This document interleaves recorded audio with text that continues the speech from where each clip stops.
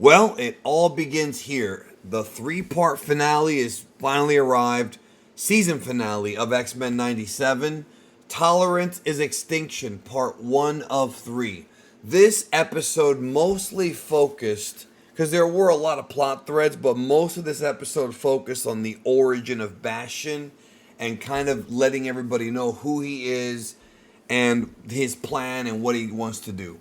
So, first of all, Xavier and Nightcrawler are now in the intro, which I thought was freaking awesome. We actually start with the X Mansion, and Cable's there training, and they ask him what happened with Bishop. This is going back to episode 2. And so Cable lands in the future alone, and Bishop was separated during the time stream. That probably explains why Cable wound up going like further into the future than Bishop. We just don't know exactly what caused that.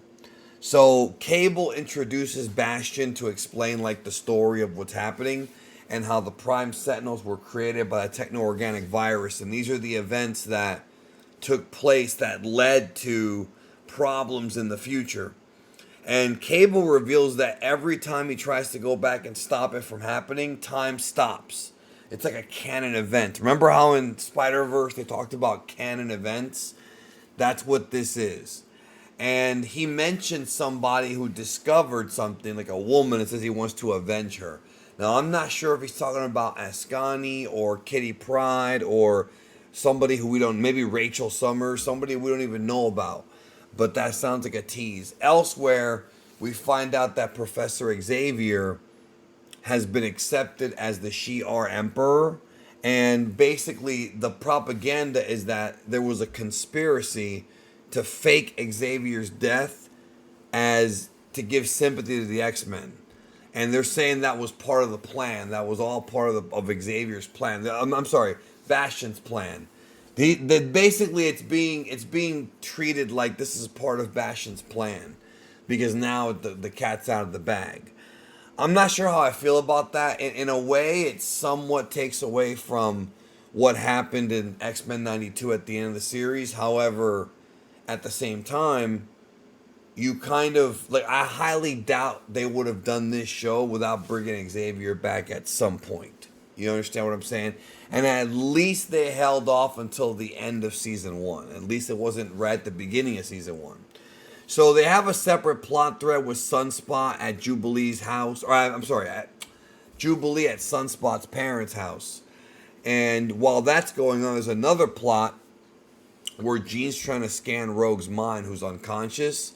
And Nightcrawler, they have a conversation, Nightcrawler and Jean, about his mother Mystique and how she bailed on him, trying to get him to inspire Jean to let go of the past and to treat Cable like a son, even though she didn't actually get pregnant. Strangely enough, though, she has a lot of the memories of Kitty Pryde, of Madeline Pryor.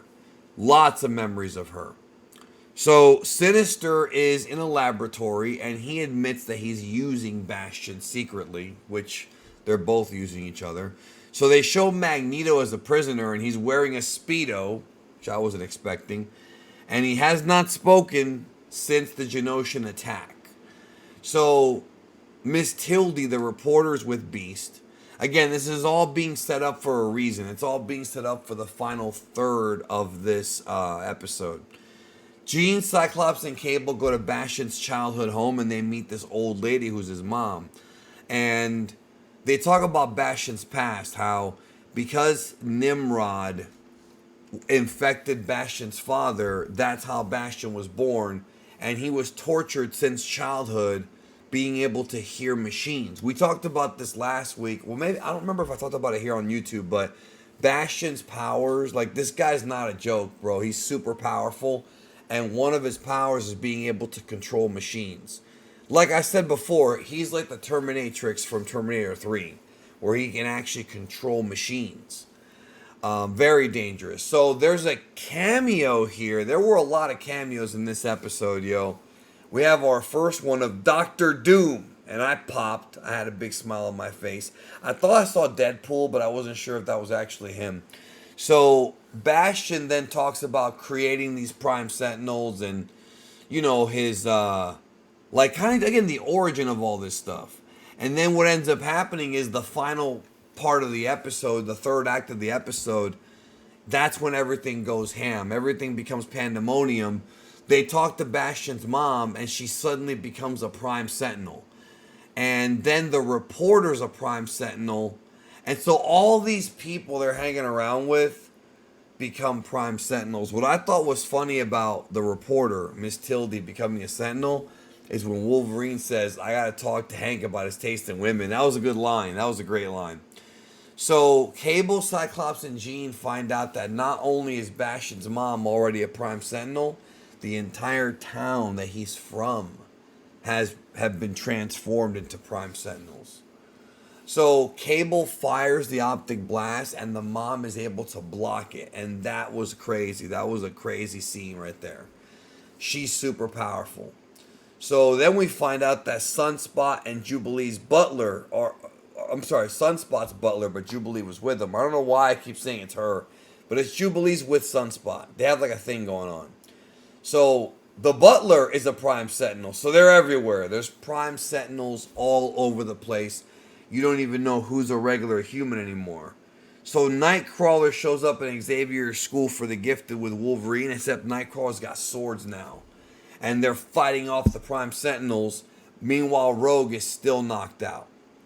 I like Wolverine and Nightcrawler fighting off the Prime Sentinels, but they are able to rebuild themselves. It's not quite regeneration like what Wolverine can do, the healing factor. It's more so they can put their body parts back together. Very dangerous. So they have the scene that was in the trailer, the one that came out the other day, the final trailer, of the Prime Sentinel army chasing the Blackbird.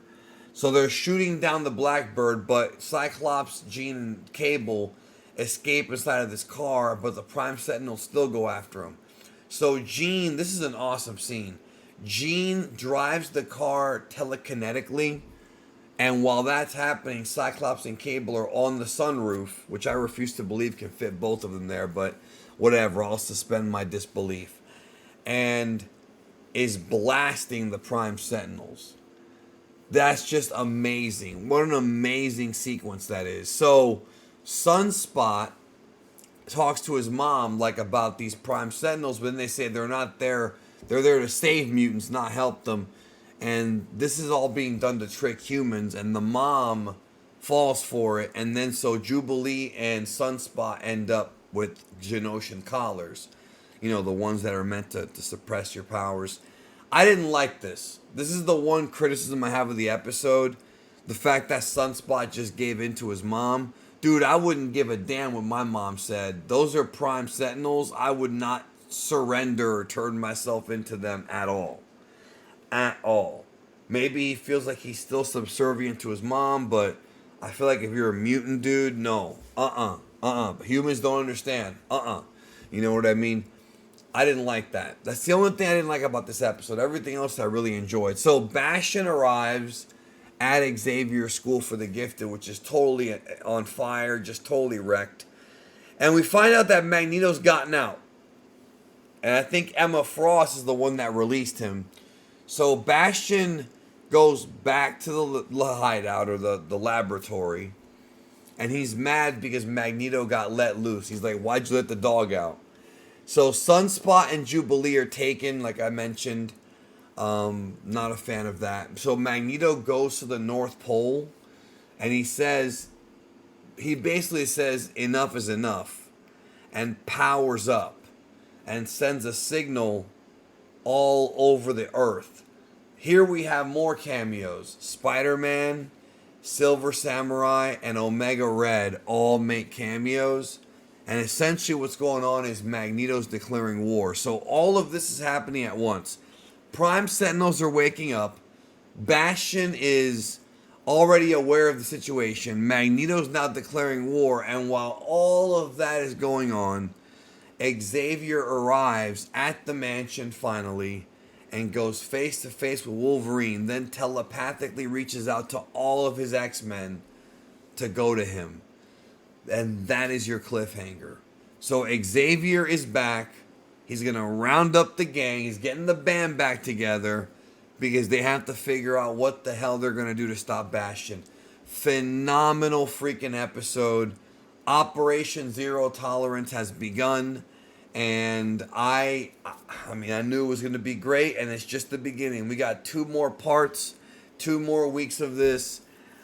I love this show, dude. This could end up quickly being my second favorite animated show of all time. It really could be, yo. What a phenomenal episode. Small flaws here and there, but I enjoyed it nevertheless. Anyways, what'd you think? Let me know in the comments. Subscribe if you're new. Take care.